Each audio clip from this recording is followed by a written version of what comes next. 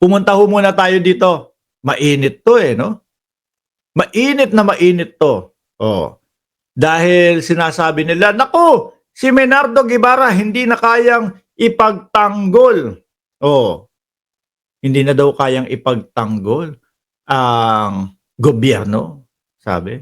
Ngayon meron pong mga, sumisigaw po, resign daw po, pinagre-resign si Solicitor General Menardo Guevara, mga kababayan. Wait, ipakita ko sa inyo. Oh, nasaan ba 'yun? 'To, oh. 'To, oh. Ayan, ayan, Sabi dito, Solgen Guevara dapat nang mag-resign, sabi po ni dating Senador De Lima, 'no? Iginiit ni dating Senador De Lima, Leila De Lima, na dapat na umanong magbitiw sa pwesto si Solicitor General Menardo Guevara matapos nitong umiwas na depensahan ang pamahalaan laban sa petisyon ng mga anak ni dating Pangulong Rodrigo Duterte. Dati pa lang naman alam natin, 'di ba mga kababayan, na ito po ay maka-Duterte din. Kung hindi ako nagkakamali. Baka hirap siya kasi nga kaalyado. Tapos mga anak pa ng dating Pangulo, yung kalaban niya. Hindi kaya yun lang yung kanyang dahilan kung bakit umiiwas siya? Basahin pa natin to. Matatandaan nitong Lunes, Marso 18, nang ihain ng Office of the Solicitor General sa pangunguna ni Guevara ang manifestasyon ng pag-iwas sa tungkulin nito. Tungkulin niya, nitong depensahan ng pamahalaan laban sa mga isinampang petisyon for habeas corpus nina Paulo Baste Kitty sa Korte Suprema. Isa ho sa maiisip ng sambayan ng Pilipino dyan, mga kababayan, dahil nga po yung kanyang pangalan ay dikit, no? Sa mga Duterte ay iniiwasan lang nito, no? Na ipagtanggol ang gobyerno kasi kadikit yung mga makakalaban at talagang dikit na dikit. 'Di ba, Romy? Low again, Boss Mark. Shout out sa inyo. Tuloy ko. Batay sa nasabing manifestasyon and motion na nanindigan si OSG na walang kapangyarihan at jurisdiction ng ICC sa Pilipinas. Kaugnay nito, sa isang video message nitong Martes, Marso 18, iginiit ni De Lima na dapat agad nang magbitiw sa pwesto si Guevara. Sa administrasyon ni Pangulong Bongbong Marcos dahil pinili raw nitong hindi gampanan ang kanyang tungkulin. Kaya ka nga hiner dyan para ipagtanggol ang Pangulo Tapos hindi mo gagawin yung trabaho mo. Di ho ba? Isa sa makikita ho dyan talaga at iisipin ng taong bayan. Kaya ayaw ipagtanggol kasi dikit na dikit. Yun lang po, mga bossing.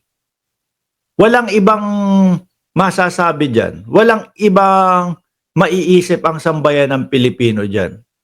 The primary obligation and duty of the Solicitor General is to defend the government, no?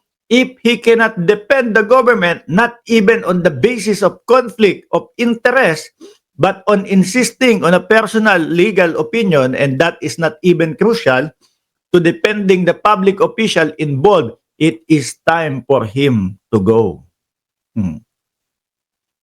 Di ho ba, mga kababayan? Magre-recuse ka na nga lang dahil sa maling opinion sa batas at desisyon ng korte. Nung pa lang ho, mga bossing, meron na tong talagang nakikita natin yung medyo pagpabor niya sa dating Pangulo at doon sa mga DDS.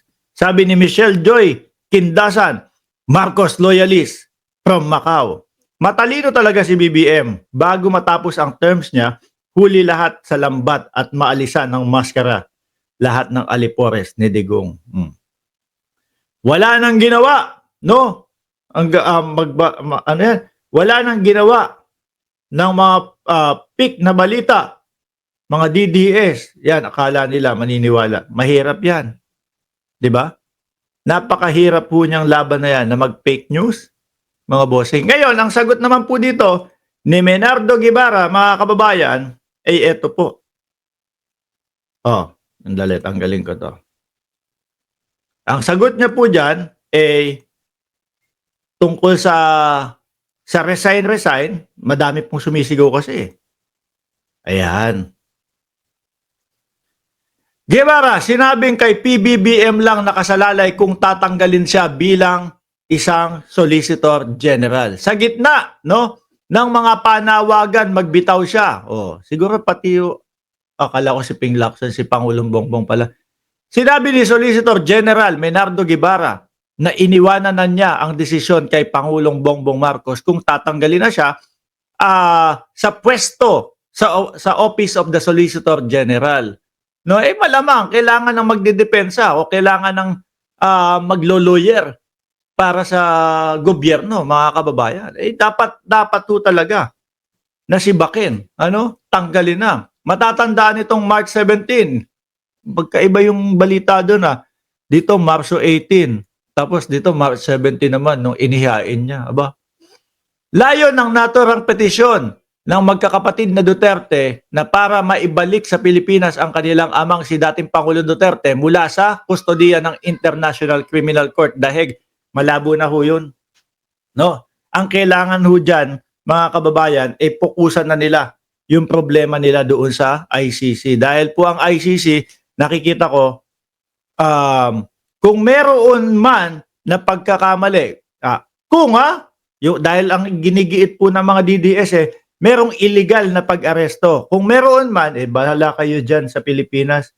Kami ang focus namin nandito na ang dating Pangulong Duterte at maayos ang kanyang kalagayan at didinggin na yung kanyang mga paglilitis.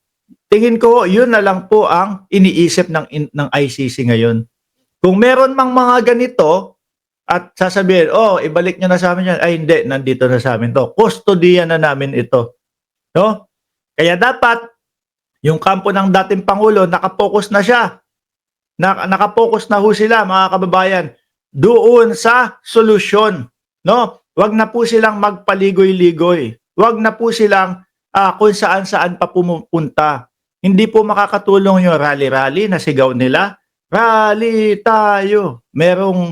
May rally na mag-hunger strike. Wala po, hindi po mahilig sa drama. Hindi po mahilig sa telenovela. Yung ICC, mga kababayan. Kaya fokusan nila. Lagi ko sinasabi dito,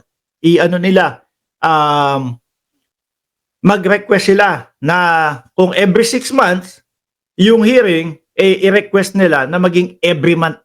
No?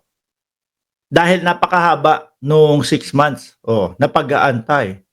Kung matutulog sila sa pansitan at hindi nila i-request yun, hindi nila susubukan kung mapagbibigyan, baka kung sakali lang ma-acquit ang dating Pangulong Duterte, ubus na din yung kanyang buhay doon. Di ba? Every 6 months, tapos dala-dalawang oras. Sabihin nila, baka pwedeng bilisan natin. Kasi po, tignan nyo naman po yung kalagayan ng aming kliyente. Para na akong lawyer dito Sasabihin ng mga DDS, hindi ka lawyer. Wag mo sinasabi yan. Wag mo silang pangunahan. Yun lang yung sa akin. Tumutok doon sa tunay na problema. Tumutok doon sa kung ano yung dapat gawin para mapabilis. Diba MaxSafe at Lonely TV? At Ma'am Brenda Barton at Dimoy P? Hindi. Sila, mas inuuna nila, maghain tayo ng petition, ganito, ganyan, para mapabalik. Wala na yan. Ang ICC, iniisip na lang niyang mga yan, nasa amin na. No? Kung merong mang illegal o kung ano yung pinaglalaban nyo, kayo dyan sa Pilipinas ang maglaban-laban tungkol dyan. Ganun na lang ho yun, sa tingin ko, mga kababayan. Pumokus doon sa tunay na problema. No? Mahaba kanyo, mahaba yung proseso, 8 taon. Request natin paikliin. Para kung makita na guilty, sabihin natin, ulitin, no? Or irebisa. Ganyan. Pero kung sakali namang acquitted, edi uwi agad. Mabilisan. Anyway,